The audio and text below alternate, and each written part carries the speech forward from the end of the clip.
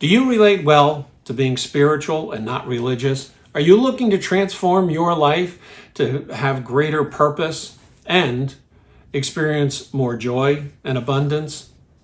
If you are, you've come to the right place. Welcome. I'm Neil Pinkman, the spiritual director for the Center for Spiritual Living, North Jersey.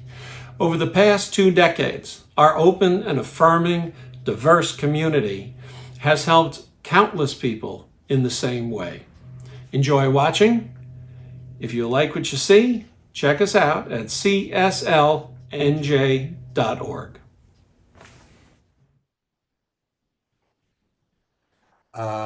Thanks to everybody here and everybody who I want to say thank you. I keep meaning to do this. Thank you to everybody who works hard to put this together every single week, and the people who are behind the scenes and really work to make it happen both online and when we are in person. So thank you to everybody. We all appreciate you.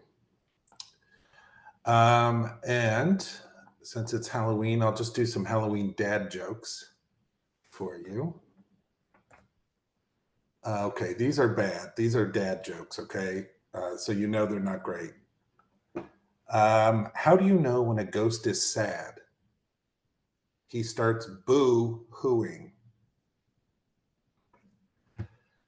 All right. What is a ghost's favorite dessert? Ice cream. What does a panda ghost eat? Bamboo. All right. Where do ghosts go on vacation? Malibu. I know these aren't bad. These aren't great. One last one. What do you call a close group of ravens? They're actually called either an unkindness or a flock. What do you call a close group of crows? Velcro. All right. I'll do better next time, guys. let's All right, let's talk about this week. We're talking about personal power this week. And to begin with, I want to just say there was a story going around. Some of you may have caught it online. It was a story about this. It was done through a hospice type charity in the UK called Marie Curie's Foundation. And they surveyed a bunch of people in the UK about what songs people most ask for to hear as they are at their end of life. And these are the top 10 songs that people like to hear at the end of their life. A couple of them are mostly known in Britain, but number 10 is These Are the Days of Our Lives, which is a song from Queen, which was a big hit over there. Number 9 is Hey Jude. Number 8 is Beautiful by Christina Aguilera. Number 7 is Wonderful World. That's a song we sing a lot here. Number 6 is a song called Angels by Robbie Williams. It was a big hit in the UK. You would probably know it if you heard it, but number 5, surprised me, was Girls Just Want to Have Fun. That's interesting. Number 4, Judy Garland, Over the Rainbow. That makes sense, right? Number 3 was a Tina Turner song, Simply the Best. Number 2, you could probably guess, Whitney Houston, I Will Always Love You. And number 1, Sue Sue Sue. No, it's not that. In case you guys don't know, listen to my talk a few weeks ago. Number 1 is, any guesses if you haven't read the article? Okay. It is My Way, the Frank Sinatra tune, which is kind of cool, right? I was thinking, what would I would put for myself that song, Obla Di, Obla Da, Life Goes On, because that seems kind of like a happy way to go, and certainly in line with our beliefs. Or that Monty Python song, Always Look on the Bright Side of Life. do-do, do-do, do-do, do-do. Anyway, those were the top 10 songs. And what struck me, and the reason I'm bringing it up, besides that it's interesting, is the number one most requested song when people are in their end of life care is My Way. That's a song all about personal power. It's about, or what we call now, the term that they use these days is agency, personal agency, the power that you hold for yourself. That song is all about that. And all of the songs, including that, were songs that we kind of wish and hope our lives look like, right? Not just at the end, but um, throughout our whole life. We want it to look like those things. And it reminded me of articles that I've read about the top regrets of people who are dying. And the regrets are things like that they didn't spend more time with their loved ones, they didn't spend more time in nature, they didn't travel as much, they didn't do art.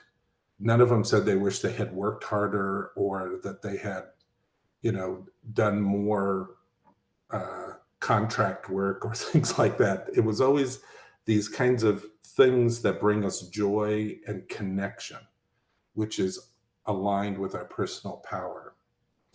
So that's really where we're starting from today. My Way, personal power, agency. Now, for the last few weeks, we've been talking about the four agreements. And this talk is kind of adjacent to those. It's not an official four agreements talk, but it's adjacent to those. You can watch those talks on our website, cslnj.org, or YouTube. And there's a couple more to come. But I talked a few weeks ago about chapter 1 in this book, which is all about domestication, which is that process where the world around us tells us who we are, how we're supposed to act, what we're supposed to believe, etc. And isn't it interesting that the top song was My Way, not the way of those around us? At the end, it's like people came out and they say, I wished I hadn't done it those ways. I wish I had done it all my way. And that's what's so powerful about this idea of domestication. And then there are the four agreements after that chapter. And what's so amazing about this is that the four agreements are so simple that they are profound, right? They are really easy to grasp, but in their easy to graspness, we are now able to actually utilize them and do them in our lives. And the purpose of these is to unravel those ties, which are often invisible, that keep us from experiencing our own power. So I'm going to just mention two more. They're not agreements, so it's not the 6 agreements, but it's the 4 agreements plus these 2 things that I think are really helpful that can go along with the 4 agreements. And they are 2 things that I learned in my first year in this teaching. I think that was 1988, give or take a year, but I think it was 1988. And I don't know about you, but when I first found this teaching, I was just amazed. I mean, it just changed everything. My worldview began changing very quickly. And I was suddenly full of fire and excitement and, a sense of that I can do things. And I was breaking out of that domestication. And I used to go to the center in Denver, Colorado, called Mile High Church. I used to go 3 times a week for years. I'd go on Sunday plus classes during the week. And in the car, I'd always listen to my cassette tape that I made, my, what do they call those? Your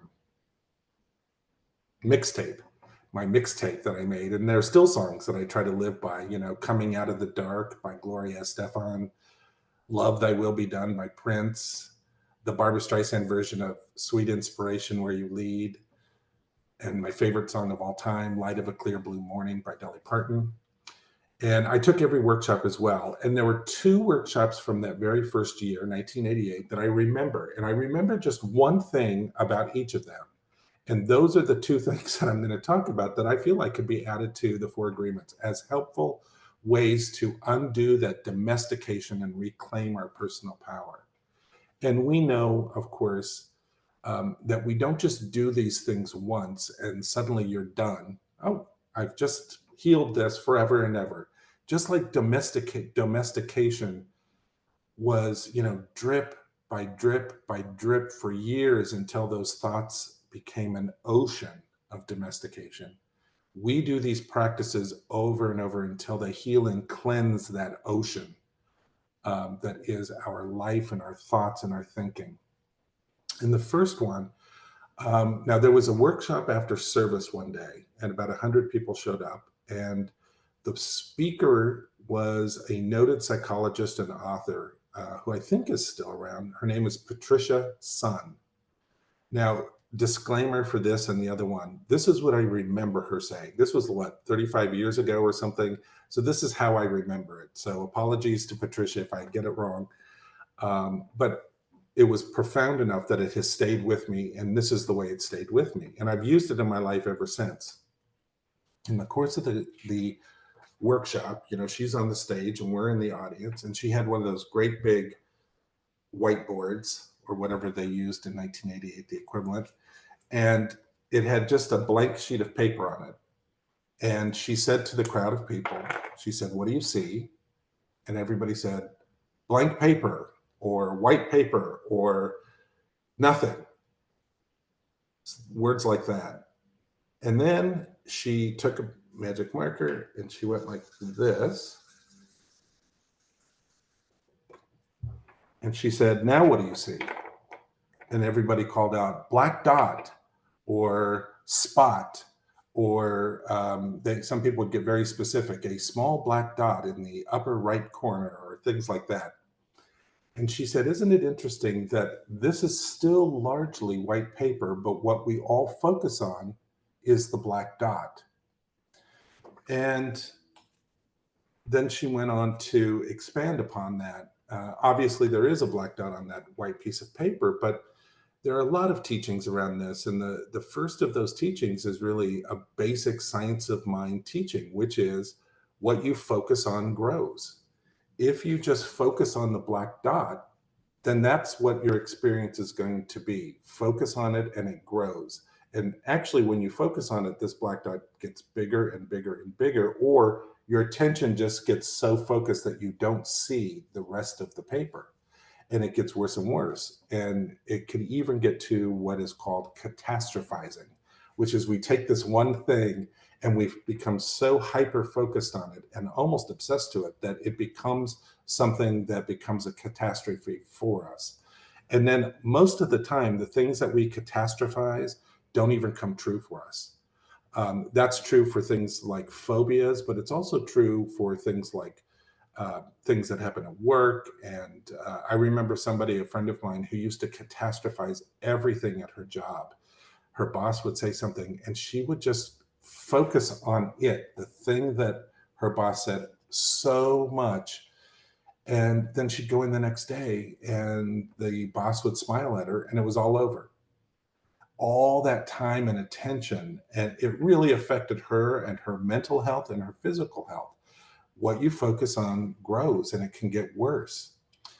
But if we deal with it and see it as what it is, a small dot, and then we can put it in context of the whole, which is that it's just one out of many things in this piece of paper. It's just one small thing out of the whole thing, and we need to take the whole thing together. Another aspect, though, of this is sometimes people will ignore the black dots. On one side, there's focusing too much on it, and on the other side is pointedly ignoring it. Don't focus on it, and everything will be all right. There's no what black dot? Here, I'm going to cover it up. There's no black dot here. Everything's fine. That's the opposite side of things. And, if we pointedly ignore something, it's the same energy as if we hyper focus on it. You are focusing on not focusing on it, which is all energy. It's all energy. Eckhart Tolle used to call these black dots pain bodies. And some of us have many black dots, many pain bodies, many things that we've ignored. And so the teachings that we use are teachings that help us to heal these things one by one. So the lesson here is not to ignore the black dots, but also not overemphasize them. In fact, Tolle in his book says the way that we deal with these is to simply notice them. And by noticing them, we are dissipating the power they have. Not focusing, not attaching things to it, not ascribing things to it, just noticing it's there. I had another teacher who told me what we can do, in essence, with the black dots in our life, is he said, just think of them, breathe love into them, and then return your focus back to the one. And then breathe love into it and return focus back to the one. In that way, we see it, but we don't give it our power. And we can bless any lesson we learn from it.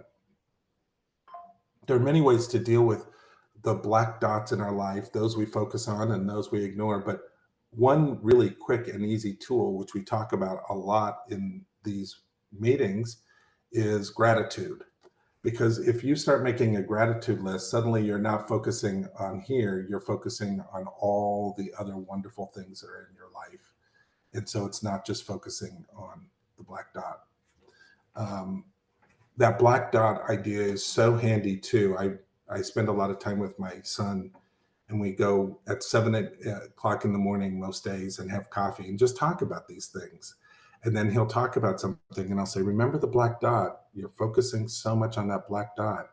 And it's like, oh, right. It's such a great visual, easy visual for us to get. And the second thing that I remember is another workshop that I took that first year. It was an all-day workshop, I think a Saturday workshop, if I remember correctly. And I don't remember anything from it other than this one thing and the fact that I enjoyed the entire thing. I remember leaving that day thinking, wow, that was really profound. And then I took just this one little thing with me. And that was an all-day workshop with Wayne Dyer. I'm sure most of you have heard of Wayne Dyer. And it was the teaching that I took from it, which I still talk about to this day. In fact, I just was talking about it with my son the other day, this one teaching. And he said, imagine in my hands right now an orange, a beautiful, ripe orange. And then he said, just imagine cutting that orange in half. And you have a glass here, and you take half of the orange and you squeeze. What comes out of the orange when you squeeze? Orange juice. And then he said, we can take this orange and we can paint it yellow and call it a lemon. Or we could paint it red and call it an apple. We can paint it green and call it a lime. We could even paint it purple and call it a rutabaga. I don't know that I've ever actually eaten rutabaga, by the way. Does anybody here like rutabagas? But we can do that. But you will know what the fruit is when you squeeze it by seeing the juice that comes out of it. In other words, we can change the outside, but unless we change the inside, we're not changed. In the Bible, it says, just as you can identify a tree by its fruit, so you can identify people by their actions. So the question that example begs to ask us is, when life squeezes you, what comes out? If you get triggered by things, it means you have triggers, and you can do something about those things. Now, like what I said earlier about the black dot, it's not a one and done thing. It's something that is a useful tool to see where you are and where you might need to do some spiritual practice. When I meet with my son, one of the things we talk about a lot, and I'm very visual, so I always draw these things out. And he's visual too. He's an artist. And this is one of the things that I've drawn out for him. Let's see. And on this side is a scale, kind of like an emotion scale. So at the top might be oneness, joy, peace, love kind of at the top. And as you go down, the emotions get less, uh, they're, they're less high. The energy, it gets lower, as they say. So you might have things like jealousy, anger, despair, etc. Now, on this side in this box, it just says event. And the event is objective. Things happen. But where we are on the scale is where we experience the objective event that happens to us. So if we are vibrating kind of low out of anger, an event happens, we will see it with anger, we'll get angry, and we'll say, how can you not be angry at this? How can everybody not be angry at this? This is the most outrageous thing I've ever seen. Everybody should feel angry about this. But if you're operating out of peace, higher up on the emotion scale, and this thing happens, you can say, this is an opportunity to practice peace. It might be hard, but this is an opportunity. And if I practice it as peace, then those around me might feel that same energy as well. And it's so helpful for him because when something happens and he begins to react to it, I can say, where are we on the scale right now? He's like, oh, right, I need to go higher. I need to go higher. But it's useful for me too. It's useful for all of us. Where you enter in to the scale is how you view everything from that place. It determines your experience. So it's helpful for me. Like the other day, I was driving home. I was not in a hurry, just driving home. And there is a point, I was driving across Wyoming, and there's a point in Wyoming when you're going north that it kind of takes us south, or you have to turn right and then turn left. And when you turn right, you usually have to stop at a stoplight. And then when the light turns green, there's a short green arrow. And usually there's a long line of cars at this point that is lined up for that short green arrow. And if you miss the green arrow, you're going to have to wait because there's so much traffic. You're just going to have to wait for the whole cycle to go again, right? How many of you have been in that situation and you know what I'm talking about? Well, I was car number 2 in line waiting for this green arrow. And I feel like I'm always a good steward about green arrows. I go through them really quickly so that as many people behind me can go through them. But the car in front of me did not have that same value system about green arrows as I had. And the green arrow came and nothing happened and nothing happened and nothing happened until it turned yellow. And that's when the car noticed it and went, which of course meant not one other car behind him could go. Now, again, I was not in a hurry. And in the grand scheme of things, this is not a big thing. But I was suddenly filled with such venom for that driver in front of me. And the words I had in my mind for that person, the way that I felt about that person in that moment was not becoming of a minister. Let's just put it that way. And one of the things about when you use the scale and when you think about the juice inside of you is if you don't like what you see when you get squeezed, then it gives you something to do, right? So what I did is I thought, oh man, that was not kind. That's not how I like to live my life. So I immediately came home and I just got out my journal and said, what am I really angry about here? And then I did that thing that I had learned so long ago, which is I breathed love into it and I released it.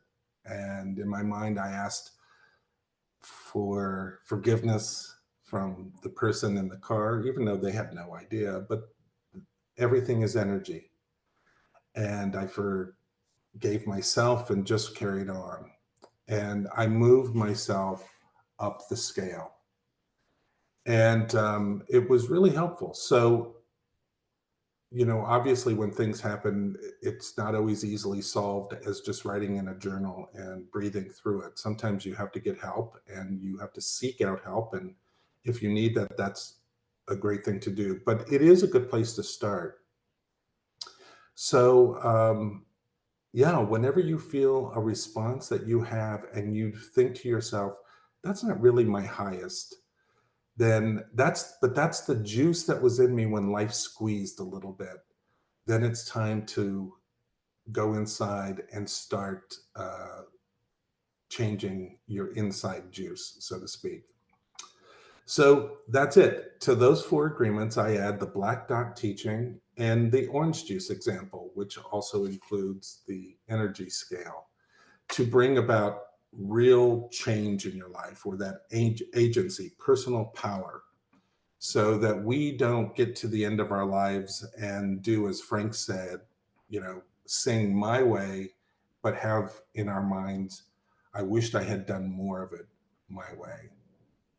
So I thought in closing, I would just read a couple of the lines from that song. I changed it a little bit because it talks about, for who is a man who blah, blah, blah. So I just changed it a little bit so it's all inclusive for all of us. And then I'll lead us into treatment. So that song ends by saying, for who are we? What have we got? If not ourself, then we have not. To say the things we truly feel and not the words of those who kneel. The record shows I took my blows and did it my way. With apologies to Ty and Lynette for my singing. Let's go into some treatment about this and just let's breathe into that place. Let's move up higher on that scale to that place at the top, which is oneness. It's the ultimate place for us. Oneness. And we can take things as simple as a teaching about a black dot and an orange. And we can turn those teachings into, or those things into powerful teachings in our life. As the great master said, even a stone can be a teacher. So we take these things as teachings and add them to the lessons that we are learning right now in the four agreements as ways to release the domestication that we have, so that we might live each moment more and more fully as our way, the way that Spirit has created us to be here and now. And so whatever the black dots are in our lives, we just notice them and we just breathe love into them and release them. And if anything squeezes us and we don't like what comes out, we just breathe love into that and ask ourselves, what do I need to know about this? What do I need to change? What do I need to learn? And let that go with love. Oh, when we do these simple things, they sound so simple, but by actually doing them, we are literally changing the energy of our lives. This is the alchemy that is talked about. This is literally changing lead into gold in our minds and in our bodies and in our hearts. Simple things that change everything.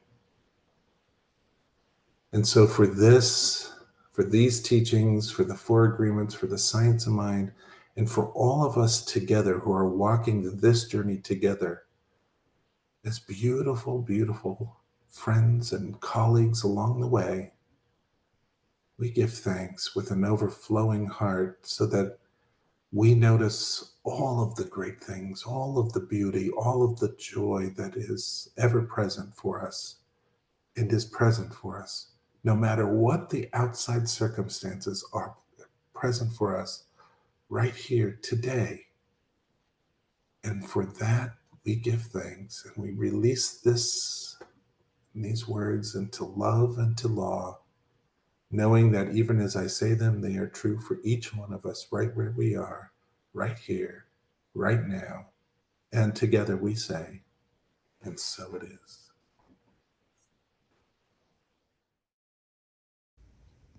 At the Center for Spiritual Living North Jersey, we believe in empowering individuals to discover their inner strength and their connection to divine life. Through our supportive community, transformative workshops, and uplifting services, we provide a safe space for personal growth and spiritual exploration. Whether you're seeking clarity, healing, or a deeper understanding of life's mysteries, our center offers practical tools and timeless wisdom to help you thrive. Join us in creating a more diverse, compassionate, and kind world. Your world, the way you want to create it.